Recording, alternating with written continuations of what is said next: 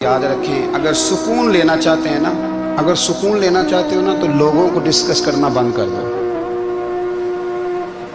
کس کو اللہ نے کتنے پیسے دیے ہیں وہ جانے اور اللہ جانے، کس کو اللہ نے کتنی گاڑیاں دی ہیں وہ جانے، اور لوگوں کو ڈسکس کرنا جی۔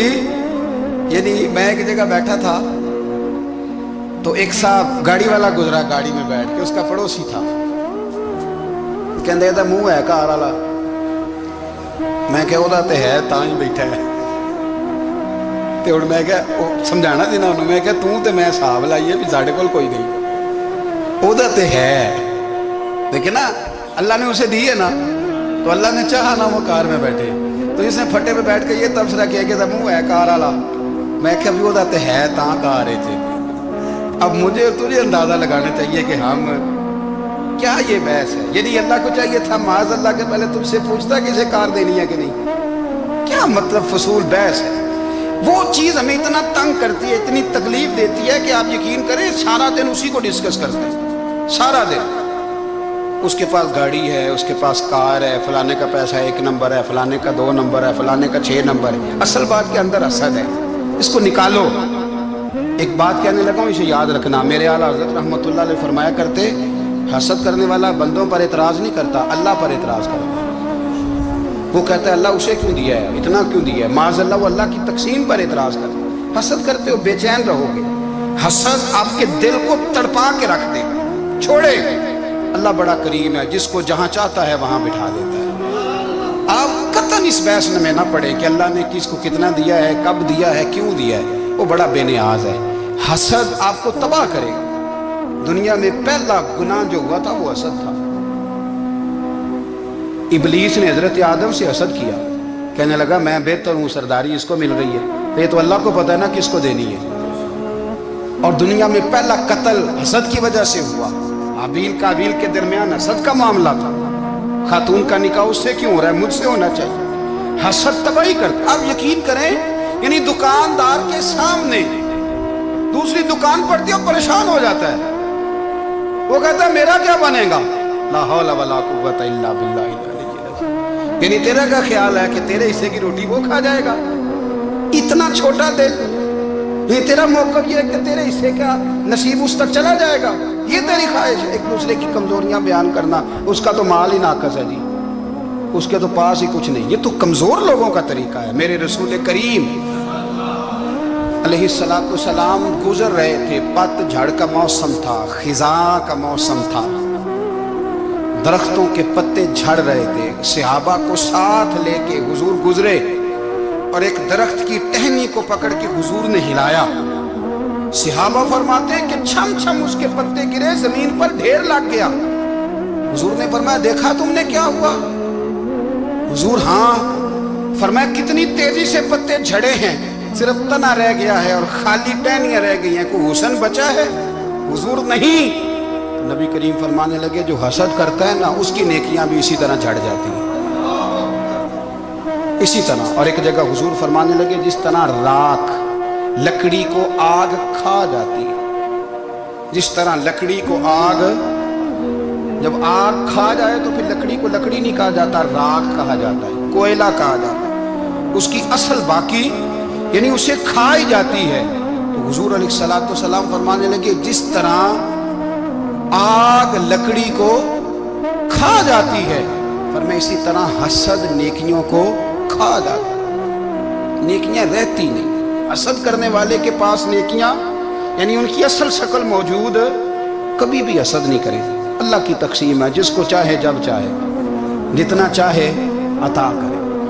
اور چوتھی بات میرے بھائی، کبھی بھی بغض نہ پیدا کریں، بغض والے لوگ بے سکون رہتے ہیں۔ بہت ساری کمزوریاں ہمارے اندر ہوتی ہیں نا، پھر اللہ ہماری روزی تو نہیں نہ بند فرماتا، یہ تو نہیں کہتا کہ زمین سے نکل جاؤ۔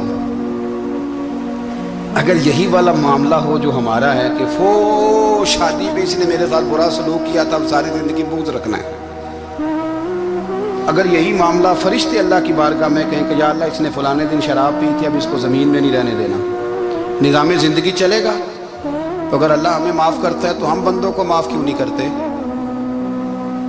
آپ یقین کریں اتنی لمبی عداوتیں، اتنا لمبا حسد، इतना लंबा बुग़्ज़, इतना लंबा। हदीस मैंने पढ़ी, मैं हैरान रह गया। मेरे नबी करीम अलैहिस्सलाम ने फरमाया अपनी बीवी से कभी बुग़्ज़ ना रखना। अगर उसकी एक बात नापसंद हो तो उसे छोड़ के वो बात देखो जो तुम्हें पसंद है। मैं इस हदीस को पढ़ के सोचने लगा कि क्या बीवी का भी बुग़्ज़ रखते हैं लोग?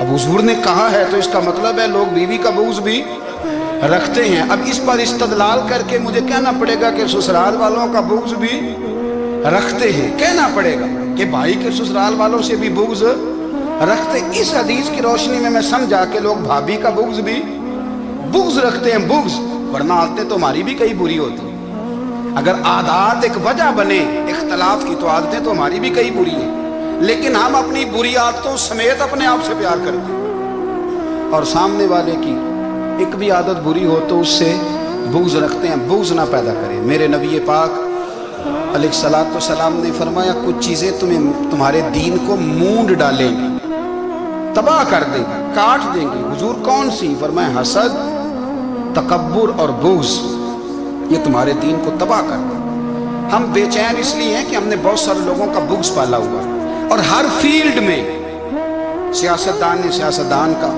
ज़ातियात पर उतर के बात करते हैं, मुअज़्ज़ज़ तरीन लोग, ताजर ने ताजर का, इल्ला माशाअल्लाह बाज़ जगह पे अहले इल्म भी एक दूसरे से अदावत रखते हैं। खुदारा दिल रब करीम के आने का ठिकाना है। ये साफ होगा तो इसमें रब रसूल के जलवे होंगे।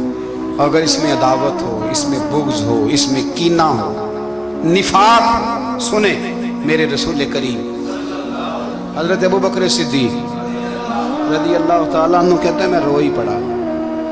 मक्का फतह हुआ ना तो इकरमा बिन अबू जहल ने पैगाम भेजा कि मैं ना कलमा पढ़ने के लिए आ रहा हूँ। बात लंबी है, मैं मौजू पे रहना चाहता हूँ। कहते हैं जब वो आने लगा ना तो नबी पाक ने हम सबको बुलाया, हम हाजिर खिदमत हुए तो हुजूर फरमाने लगे कि उसके बाप ने ना बड़ा जुल्म किया है हमारे साथ, अबू जहल ने बड़ा सताया है, बड़ी तकलीफ़ दी है।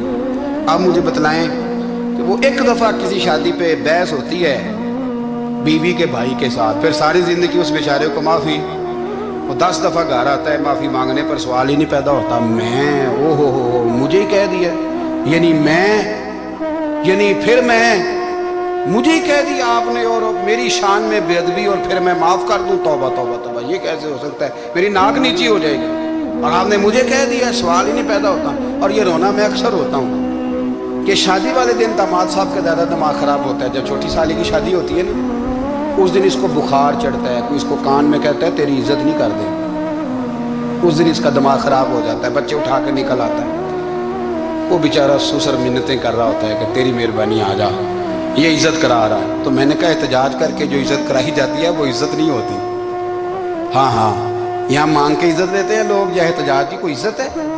आपके अंदर कमालात इतने हों कि आपकी इज्जत करने को दिल चाहे, यानी मज़ा आए, यानी लुत्फ़ आए, यानी आप दूर बैठे हो तो किसी का दिल करे आपको स्टेज पे बुलाने के लिए। ये क्या बात हुई कि छाए जाना और भाग के आगे जाना? इनसे निकलें। इकरमा बिन अबू जहल कलमा पढ़ने के इरादे से आ रहे हैं। हुजूर अलैहिस्सलाम ने सहाबा को बुलाया। कितनी ज्यादा दावत रखी जा सकती थी माज़अल्लाह? कब से वो चला था जुल्म करना और उसके बाद उसका बेटा शुरू हो गया। कितनी बातें थी जो नाकाबिले माफी थी, पर करीम रसूल ने हमें बतलाया है कि सुकून वाली जिंदगी कहते किसको है। जब सब लोग जमा हो गए तो हुजूर ने फरमाया भाई वो कलमा पढ़ने आ रहा है, उसके बाप ने जुल्म बड़े किए हैं, पर मेरी नसीहत ही है कि उसके सामने उसके बाप को बुरा ना कहे। खबरदार कोई उसके सामने कोई बात ना करे। अब वो कलमा पढ़ने आ रहा है, मुती हो के आ रहा है, बांध के आ रहा है। कहते हैं अल्लाह के रसूल ने ना काफी देर तक खुतबा दिया, ब्रीफिंग दी, बात समझाई। जनाब सिद्दीक अकबर कहते मैं रो पड़ा।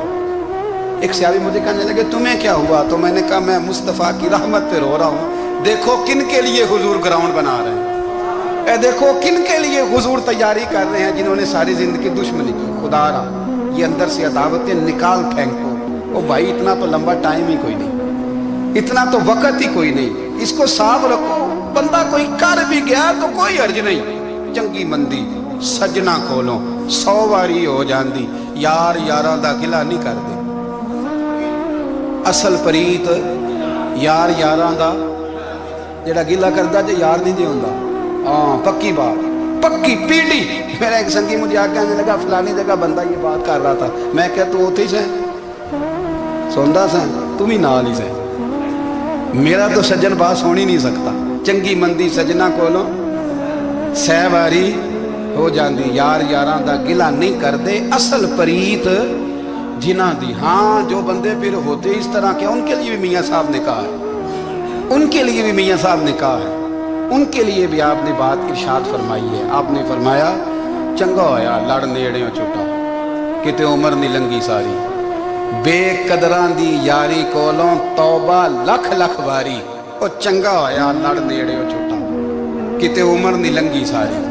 जो इस तरह का था ना, शिकवे करने वाला, बुग़्ज़ रखने वाला, फरमाया बेकदरां दी यारी कोलों तौबा, यानी लाख ते लाख किन्ने हो गए, यानी 2 लाख वारी तौबा की थी उन्होंने, गिनी नहीं जा सकती जितनी मियाँ साहब ने तौबा कर दी। बेकदरे दोस्त, बेकदरां दी यारी कोलों तौबा लख लख वारी, चंगा होया लड़ नेड़ियों छुटा, किते उम्र नहीं लंगी सारी।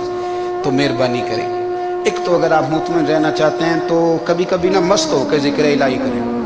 मस्त हो, वो वाला जिक्र नहीं जिसमें आप मोबाइल में देख रहे हैं और कहानियाँ भी। मेरे सामने को बंदा जुमे वाले दिन या तकरीर के दरमियान तस्बीह लेके बैठ जाए तो मैं उससे पूछता हूँ तो 2 काम एक टाइम जिक्र पे करता है। मेरी भी बात सुन रहे हो, तस्बीह पढ़ी तो मुमकिन ही नहीं। तस्बीह तो तस्बीह है, जब वो होगी तो फिर कोई और काम सवाल ही नहीं पैदा हो। एक तो जिक्र करें महव हो, दूसरी बात हकीकत का सामना करें। आप अगर मुतमईन रहना चाहते हैं तो हकीकत पसंद बने। तीसरी बात हसद छोड़ दें, दूसरों को डिस्कस करना छोड़ दें। आप ये देखें कि अल्लाह ने मुझे क्या कुछ दिया, उस पर राजी रहें। और चौथी बात अदावत छोड़ दें, सीने में कीना छोड़ दें। आपकी ज़िंदगी मुतमईन हो जाएगी, आप खुशहाल रहेंगे। वो जो आप लफ्ज़ कहते हैं ना कि मैं बोर हूँ, मैं परेशान हूँ, उससे आप निकल आएंगे। अल्लाह हमें महबूब की ग़ुलामी में ज़िंदा रखे, ग़ुलामी में मौत।